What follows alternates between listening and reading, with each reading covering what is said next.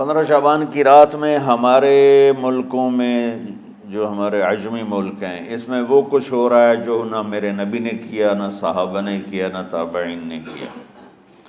عجیب و غریب عبادات گھڑ لی ہیں، عجیب و غریب اس کے اعمال بنا لیے ہیں اپنی طرف سے، اور مسجدیں بھری ہوتی ہیں اور روشنیاں لگی ہوتی ہیں اور آتش بازی ہو رہی ہوتی ہے۔ میرے نبی نے اس رات کی فضیلت بتائی، عمل کوئی نہیں بتایا۔ جیسے یہاں کوئی صلاۃ تسبیح کی جماعت کرا رہے ہوتے ہیں، کوئی اجتماعی تہجد پڑھ رہے ہوتے ہیں، کوئی دیگیں چڑھا رہے ہوتے ہیں، کوئی آتش بازی کر رہے ہوتے ہیں، تو وہ اس میں اتنا غلو ہو گیا ہے کہ یہ بھی ٹھیک نہیں۔ اور کچھ علماء نے اس کے رد میں اس کا اتنا انکار کیا ہے کہ اس رات کی کوئی فضیلت ہے ہی نہیں، یہ بھی ٹھیک نہیں۔ اس بیچ کا راستہ، اس رات کی فضیلت میں جتنی احادیث ہیں وہ ضعیف ہیں، لیکن اتنی کثرت سے ہیں کہ ان سب کا مل کر جمع ہو کر کم از کم وہ حسن لغیر ہی تک تو پہنچ جاتی ہیں۔ اور ابن عثیمین رحمۃ اللہ علیہ نے بھی یہ لکھا ہے کہ زیادہ سے زیادہ ان احادیث کے مجموعے سے، چونکہ اگرچہ ضعیف ہیں لیکن کافی زیادہ ہیں، تو وہ حسن لغیر ہی تک پہنچ جاتی ہیں۔ تو حسن لغیر ہی سے کوئی عمل ثابت نہیں ہوتا، عمل ثابت ہوتا ہے صحیح حدیث کے سے۔ ایک احادیث کی کثرت سے روایات، اور ایک امت کا عمل، کہ امت کا بہت بڑا طبقہ صدیوں سے اس رات کا اہتمام کر رہا ہے، لیکن کچھ عرصہ پہلے تک اہتمام تھا دن میں روزہ رکھنا، رات کو کوئی نوافل پڑھ لینا، کوئی دو چار زیادہ پڑھ لینا، لیکن اب یہ ڈھول تماشے جو اب شروع ہوا ہے اس کا تو کوئی وجود ہی کوئی نہیں ہے۔ تو اس رات کو اللہ تعالیٰ نے مبارک بنایا، اور حدیث پاک میں آتا ہے کہ اللہ تعالیٰ اس رات میں ساری دنیا کے لوگوں کی بخشش فرماتا ہے سوائے 5 آدمیوں کے، 5 کے سوا سب اہل ایمان کی بخشش ہو جاتی۔ مشرک، المشرک، پہلا مشرک، دوسرا مشاحن، مشاحن کیسے کہتے ہیں؟ دل میں بغض رکھنے والا، کینہ رکھنے والا۔ تیسرا مسبل ازارہ، اپنے پاجامے شلوار چادر کو ٹخنوں سے نیچے تک لے جانے والا، لیکن ایک شرط کے ساتھ کہ وہ تکبر کی وجہ سے ہو، سستی کی وجہ سے ہے، غفلت کی وجہ سے ہے۔ چونکہ جب آپ نے ایک مرتبہ اس کے بارے میں بات کی تو حضرت ابوبکر صدیق نے کہا یا رسول اللہ، میری چادر، عرب چادر باندھتے تھے جیسے ہمارے پنجاب کا لباس چادر تھا، اب وہ کم ہو گئے، ہماری تو بزرگ عورتیں بھی اور مرد بھی سب چادر باندھتے تھے، شلوار کا تو کسی کو پتہ ہی نہیں ہوتا تھا ہمارے بچپن میں۔ یہ تو پھر آہستہ آہستہ جب تعلیم آئی تو شلوار دیہاتوں میں بھی اور شہروں میں عام ہو گئی۔ تو اگر وہ اس لیے لٹکا رہا ہے کہ طبیعت میں تکبر ہے، پھر اس وعید کا وہ حقدار ہے۔ اگر ویسے اس کی نیچے جا رہی ہے تو میرا مالک ایسا، وہ تو ہے ہی رحیم و کریم، ہے ہی رحیم و کریم، ہے ہی رحیم و کریم، صرف شلوار نیچے لٹکانے سے وہ اتنی شدید سزا دے، اگر اس کے پیچھے تکبر ہے، پھر ہے یہ تکبر نہیں ہے تو انشاءاللہ وہ اس سے محفوظ ہوگا۔ تو اپنی چادر کو لٹکانے والا، لیکن بشرط تکبر۔ کتنے ہو گئے؟ عاق لوالدیہ، ماں باپ کا نافرمان، نافرمان ایسا کہ دکھ دینے والا. چھوٹی موٹی اونچ نیچ تو ہر بچے سے ہو جاتی ہے، نہیں، جن نے والدین کو ٹکڑے ٹکڑے کر دیا ہو اور ان کو دکھ دے دے دے دے کے ان کا سینہ چیر دیا ہو، چونکہ آپ کہتے ہیں پرزے پرزے کرنا کسی چیز کو، تو اپنے دکھ دے کر اپنی بدتمیزی کے ساتھ اس نے ماں باپ کا دل زخمی کر دیا ہو، ایک یہ نہیں معاف ہوتا.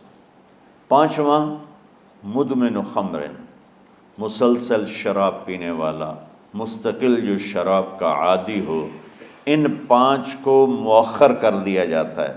معافی نہیں ہونے کا مطلب یہ نہیں کہ اللہ تعالیٰ کبھی معاف نہیں کرے گا. معافی نہ ہونے کا مطلب یہ ہے کہ یہ پانچ ایسے گناہ ہیں کہ اس کی وجہ سے بخشش رک جاتی ہے. اگر وہ شرک سے نکل آئے، وہ کینہ سے نکل آئے، وہ تکبر سے نکل آئے، وہ والدین کی نافرمانی سے نکل آئے، شراب چھوڑ دے، تو ان کی بھی بخشش ہو جاتی. جب کوئی توبہ کرے گا فوراً بخشش ہو جائے گی. نہ 15 شعبان کی ضرورت ہے، نہ لیلۃ القدر کی ضرورت ہے، نہ بیت اللہ جانے کے ساتھ توبہ کی شرط ہے. جہاں بھی وہ بیٹھ کے توبہ کرے گا، جس لمحے میں کرے گا، اسی وقت اس کی توبہ قبول ہوگی اور اللہ اس کے پچھلے سارے گناہوں کو معاف فرما دے گا.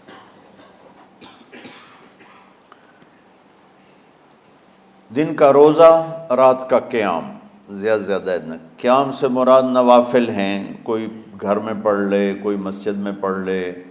نوافل، نفلی عبادات گھر میں ہی افضل ہوتی ہیں. میرے نبی سنتیں ہمیشہ گھر سے پڑھ کے آتے تھے. تہجد اپنے گھر میں پڑھتے تھے، مسجد میں نہیں پڑھتے تھے.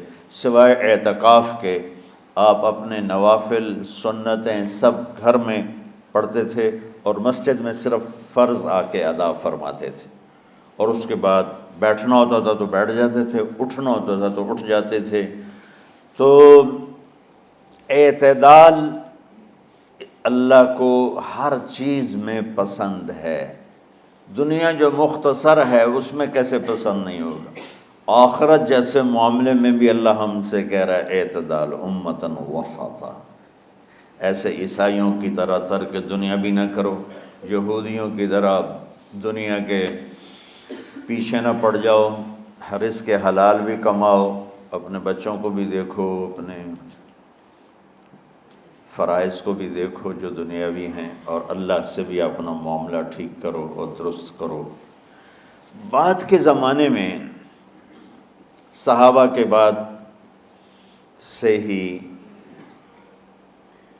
ایک انتہا پسندی امت میں آئی. ساری ساری رات جاگنا. فلاں بزرگ تھے، وہ رسے سے اپنے بالوں کو باندھ لیتے تھے کہ نماز پڑھتے پڑھتے جب نیند آئے اور جھٹکا لگے تو رسے سے بندھے ہوئے بالوں سے اس جھٹکے سے تکلیف ہو اور ان کی آنکھ کھل جائے اور پھر نفلوں میں شروع ہو جائے. ایک فلاں بزرگ تھے، وہ اپنے آنکھوں میں نمک کا سرما لگاتے تھے تاکہ آنکھیں جل جائیں، اس میں وہ جلن پیدا ہو جائے اور نیند اڑ جائے. یہ ایسے واقعات بھرے پڑے ہیں. فلاں بزرگ تھے، انہوں نے 30 سال عشاء کے وضو سے فجر کی نماز ادا کی. یہ اپنی جگہ پہ بزرگی ہے، لیکن یہ بھائیو یہ دین ہم پیش نہیں کر سکتے. فلاں بزرگ تھے، وہ 30 سال سے ستو کھا رہے تھے کہ روٹی کھانے اور ستو کھانے میں 70 دفعہ سبحان اللہ کا فرق پڑ جاتا ہے. تو روٹی کھائیں تو 70 دفعہ سبحان اللہ کم کہہ سکتے ہیں، اور ستو کھائیں تو 70 دفعہ سبحان اللہ زیادہ کہہ سکتے ہیں. تو لہٰذا ان کا مجھے تو 30 سال ہو گئے، میں تو ستو کھا رہا ہوں، میں تو روٹی نہیں کھا رہا. یہ دین نہیں ہے. یعنی یہ وہ دین نہیں جو ہم انسانیت کو پیش کر سکیں. یہ تو لوگوں کو دوڑانے والی بات، یہ راہبانیت کی شکل ہے. یہ وہ دین نہیں جو ہم لوگوں کو پیش کریں گے تو وہ کہیں گے واہ واہ واہ واہ کیا دین ہے بھائی، قبول کرو.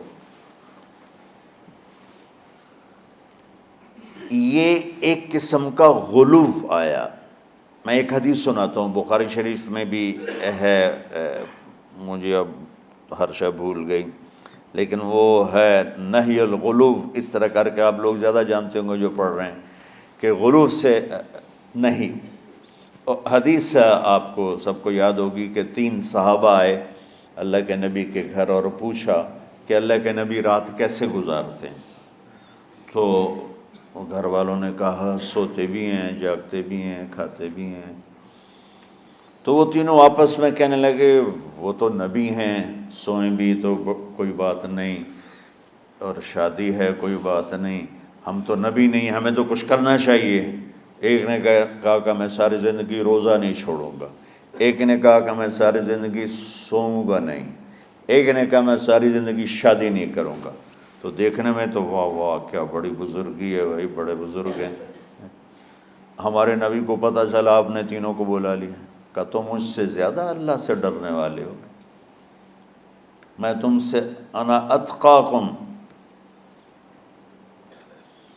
یا اخشاکم، الفاظ آپ لوگ کو زیادہ یاد ہوں گے لیکن مفہوم میں صحیح پیش کر رہا ہوں۔ آپ نے کہا میں تم سے زیادہ اللہ کو جانتا ہوں، تم سے زیادہ اللہ سے ڈرتا ہوں، میں سوتا بھی ہوں، میں کھاتا بھی ہوں، میں روزے بھی رکھتا ہوں، میں چھوڑ بھی دیتا ہوں، میری بیویاں بھی ہیں، میں اپنی بیویوں کے پاس بھی جاتا ہوں۔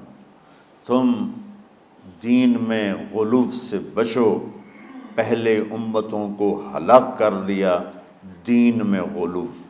دنیا میں غلو یعنی انتہا پسندی، ایکسٹریمسٹ ہونا، دنیا ہو یا دین ہو، دونوں میں اعتدال بچو، اللہ تعالیٰ کو پسند ہے۔